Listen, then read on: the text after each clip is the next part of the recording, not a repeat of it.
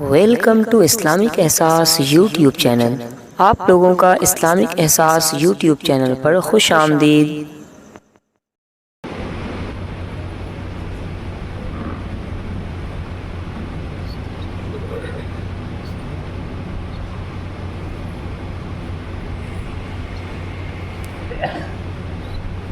بسم اللہ الرحمن الرحیم نحمده ونصلي على رسوله الكريم اما بعد الحمد للہ اللہ تبارک تعالیٰ نے ایک اور رمضان ہم لوگ کو دیا، لیکن یہ رمضان بھی کل شروع ہوا اور آج ختم ہو گیا، ہر سال کی طرح۔ تو ابھی میرے دل میں یہ خیال آیا کہ تھوڑی گفتگو کی جائے، کیونکہ آپ میں سے اکثر حضرات یہاں اعتکاف میں بیٹھے تو میں نے سوچا کہ ایک دوسرے سے کچھ سیکھا جائے، ایک دوسرے سے کچھ سمجھا جائے، نسبتاً اس کے کہ صرف میں اپنی طرف سے ایک طرفہ بات کروں۔ دوسروں کو جوش دلانے کے لیے، دوسروں کو ہمت دینے کے لیے یہ کہا جا سکتا ہے کہ میں نے اس چیز کا فیصلہ کیا ہے انشاءاللہ، میں ایسا کرنا چاہتا ہوں انشاءاللہ، میں نے یہ پا لیا انشاءاللہ، یا میں نے یہ کر لیا الحمدللہ، میں نے یہ کر لیا الحمدللہ۔ میں چاہتا ہوں کہ آپ میں سے 4-5 حضرات بتائیں کہ اس اعتکاف میں آپ نے کیا حاصل کر لیا، اور یا پھر اس اعتکاف میں رہنے سے آپ کو کیا نئی قوت ملی جس سے کہ آپ نے کوئی فیصلہ کیا کہ میں یہ کروں گا انشاءاللہ۔ اگر کوئی صاحب آپ میں سے بتانا چاہیں تو مجھے بہت خوشی ہوگی، آپ ذرا کر کے بتا سکتے ہیں، اور یہ دکھاوا نہیں ہوگا انشاءاللہ، کیونکہ یہ ایک دوسرے کی ہمت بڑھانے والی بات ہے۔ آپ کچھ کہنا چاہتے ہیں؟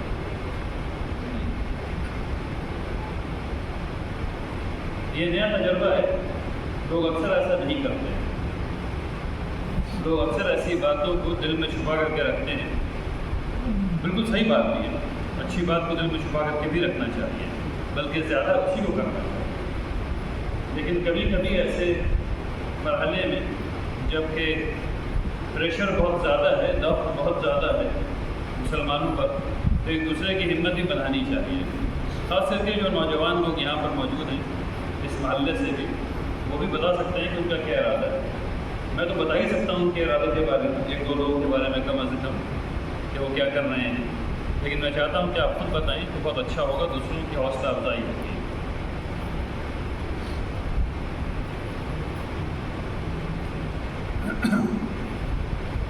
اچھا، جب تک آپ لوگ سوچ رہے ہیں میں آپ کو ایک حقیقی واقعہ سناتا ہوں۔ 10 یا 12 سال پہلے کی بات ہے، میرے بھائی حج پر گئے امریکہ سے، میرے خالہ زاد بھائی حج پر گئے۔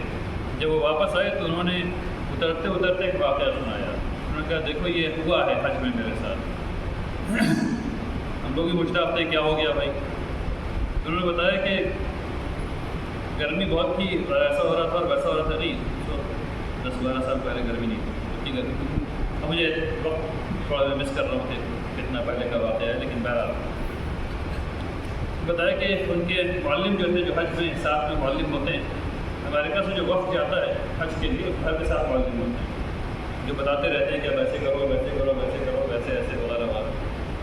تو معلم تھے، تو انہوں نے وہاں بہت بھیڑ تھی، تو انہوں نے کہا کہ بھائی میں جو عورتیں ہیں اور جو بوڑھے ہیں جو نہیں جا سکتے ہیں اس بھیڑ میں، ان کی طرف سے میں پتھر مار کر کے آؤں گا، وہ لوگ اپنا اپنا نام بتا دیں، اور وہ بتا دیں کہ ان کا نام کیا، تاکہ میں ان کی طرف سے پتھر مار کر کے آ جاؤں۔ تو اس میں ایک میری اور آپ کی ایک بہن بھی شامل تھی، بہت نوجوان۔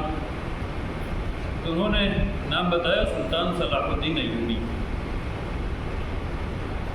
ہماری اور آپ کی بہن حج کرنے گئی تھی بدل سلطان صلاح الدین ایوبی۔ کیوں؟ کیونکہ اس امت کا وہ وفادار جو اس نے پوری زندگی جنگ میں لگا دی وہ حج نہیں کر سکتے، وہ حج نہیں کر سکتے۔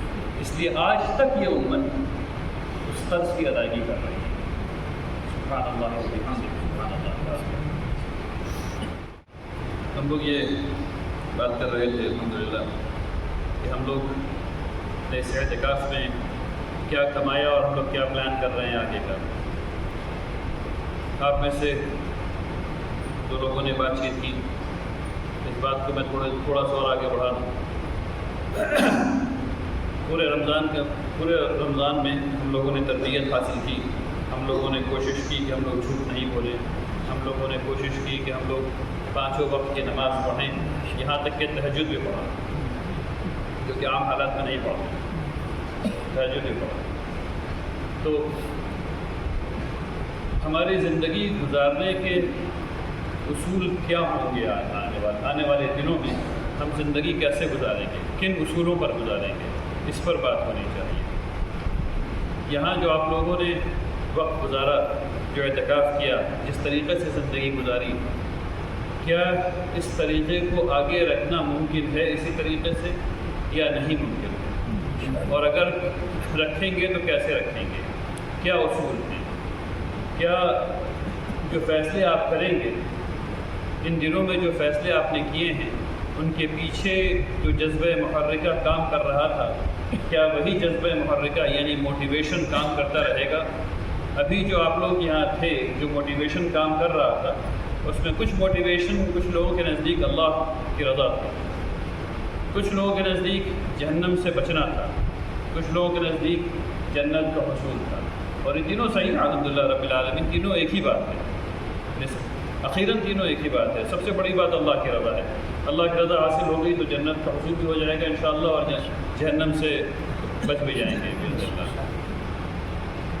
تو جذبہ محرکہ یعنی موٹیویشن اگر صحیح ہو جائے تو باقی سمت صحیح ہو جاتی ہے، لیکن موٹیویشن پہ کام کرتے رہنے کے لیے بھی چند اصول کی ضرورت ہوتی ہے۔ مثلا جب کوئی فیصلہ لیا جائے گا تو آپ فیصلہ کیسے لیں گے؟ آپ کو کیسے پتہ ہوگا کہ جو فیصلہ آپ کر رہے ہیں وہ اللہ کو قبول ہوگا، یا جو آپ کام کر رہے ہیں وہ اللہ کو قبول ہوگا؟ یعنی ابھی سے جب آپ زندگی گزاریں گے تو کن اصولوں پر زندگی گزاریں گے، اس کے بارے میں سوچنا بہت ضروری ہے۔ آپ نے اعتکاف کیا الحمدللہ رب العالمین، آپ نے خوب قرآن سنا، اور ایک دفعہ نہیں کئی دفعہ سنا الحمدللہ، یعنی تراویح میں تو سنا ہی، اس کے بعد تہجد میں بھی سنا، اس کے بعد فرض نمازوں میں بھی سنا، اس کے علاوہ پڑھا بھی۔ سمجھا کتنا؟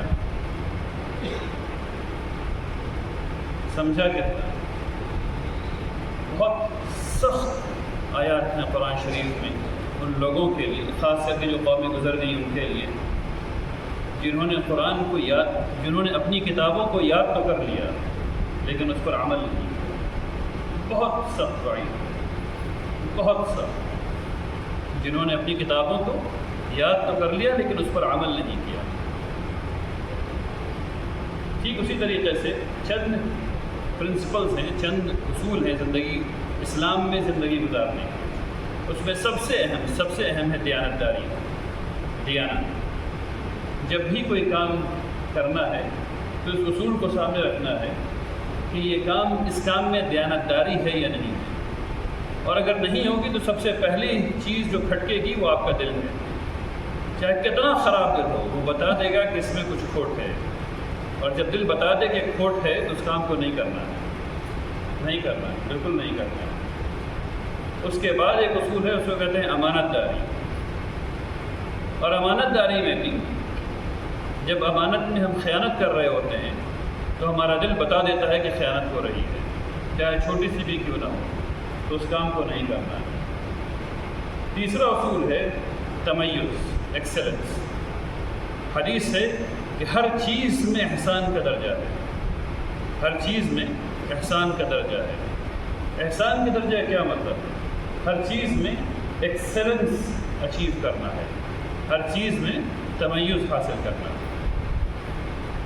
یہاں تک کہ اگر آپ تھوک پھینک رہے ہیں تو اس کا بھی ایک درجہ ہے، کیا تھوک کسی دوسرے کے منہ میں پھینکتے ہیں؟ اس کا مقام ہی نہیں، یہ جہالت کی بات ہے۔ تو تھوک کہاں پھینکیں گے؟ روڈ پر؟ مقام ہی نہیں ہے اس کا، تھوک کہاں پھینکیں گے؟ کس جگہ اس کا مقام ہے؟ بیسن میں۔ اگر اس کے علاوہ کہیں اور پھینک رہے ہیں تو آپ کو یہ جاننا چاہیے کہ آپ امانت میں خیانت کر رہے ہیں، آپ کسی کا حق مار رہے ہیں، روڈ کا حق مار رہے ہیں۔ جب آپ کھاتے کھاتے چرمرے کرکرے کھا کر کے تھوڑا سے ایسے ہی پھینک دیتے ہیں تو یہ جاننا چاہیے آپ کو کہ آپ گناہ کر رہے ہیں، یہ گناہ ہے جو کر رہے ہیں۔ میں بڑی بات کو تو کر ہی نہیں رہا، کیونکہ بڑی بات تو بہت بڑی ہے، چھوٹی چھوٹی بات اگر ٹھیک کر لیں تو بڑی بات نہیں ہوتی، اس لیے میں چھوٹی چھوٹی وہ بات کہہ رہا ہوں تاکہ بات سمجھ میں آ جائے کہ اسلام میں کیسے سوچتے ہیں۔ یعنی فرق ہمارا اور صحابہ اکرام کا کیا ہے؟ رسول اللہ صلی اللہ علیہ وسلم کے علاوہ ہمارا اور صحابہ اکرام کا کیا فرق ہے؟ کتاب کو سمجھنے اور کتاب کو نہیں سمجھنے کا، کتاب کو سمجھنے اور کتاب کو نہیں سمجھنے کا۔ اور جب کتاب کو سمجھیں گے تو سوچنا آئے گا، اور سوچنا جو ہے جب سمجھیں گے تو یہ سب چیزیں اس میں آئیں گی، یہی سب چیزیں آئیں گی۔ تو ابھی سے لے کر کے اگلے رمضان تک ہمیں کچھ فیصلے کرنے ہیں ابھی کہ ہم لوگ کوئی ایک چیز، کوئی ایسا نہیں ہوتا کہ ایک دن میں انسان جو ہے ولی اللہ بھی ہو جائے اور ایسا بھی ہو جائے ویسا بھی ہو جائے، ایسا نہیں، ایسا بھی نہیں ہوتا کہ آپ ایک دفعہ ہاتھ اٹھا کر کے دعا کر لیں گے، یعنی اللہ ماشاء اللہ ایک دو کے علاوہ کہ آپ نے ہاتھ اٹھا کر کے دعا کر لیا کہ اللہ آج سے قرآن سمجھ میں آ جائے اور پھر ان کو قرآن سمجھ میں آ گئی ساری ساری، ایسا نہیں ہوتا۔ حدیث ہے علم تعلم سے، علم جو ہے وہ سیکھنے سے آئے گا، ایسا نہیں ہو جائے گا کہ آپ یا اللہ آج قرآن شریف سکھا دیجیے اور آج جو ہے اوپر سے آپ اوپر وحی آ جائے گی اور آپ کو قرآن شریف سب سمجھ میں آ جائے گا، ایسا نہیں ہوگا۔ ایک ایک آیت پہ محنت کرنی ہوگی اور اس کا ثواب ہے، اور ایک ایک آیت کو سمجھنا ہوگا اور اس کا ثواب ہے، تب جا کر کے بات دل میں آتی ہے، تب جا کر کے پتہ چلے گا کہ یہ کام کرنا ہے، یہ کام نہیں کرنا ہے۔ آخر بات یہ ہے آج کے لیے،